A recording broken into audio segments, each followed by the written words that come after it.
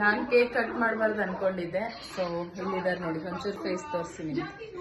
ಇವರು ನನಗೋಸ್ಕರ ಸ್ಪೆಷಲ್ ಆಗಿ ರೆಡ್ಡಲ್ಲಿ ಕೇಕ್ ಮಾಡಿಸ್ಕೊಂಡು ಬಂದಿದ್ದಾರೆ.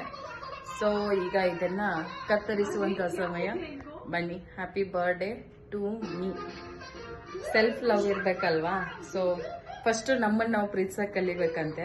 ಆವಾಗ ಇಡೀ ಜಗತ್ತೇ ಬ್ಯೂಟಿಫುಲ್ ಆಗಿ ಕಾಣೋಕ್ಕೆ ಶುರು ಆಗುತ್ತೆ. ಯಾವಾಗ ನಮ್ಮನ್ನು ನಾವು ಪ್ರೀತಿಸಲ್ವೋ ಆವಾಗ ಪ್ರೀತಿ ವ್ಯಾಲ್ಯೂ ಇರಲ್ಲ. So I love my self. First ನಾನೇ ತಿನ್ಬಿಡ್ತೀನಿ. Thank you Tanu.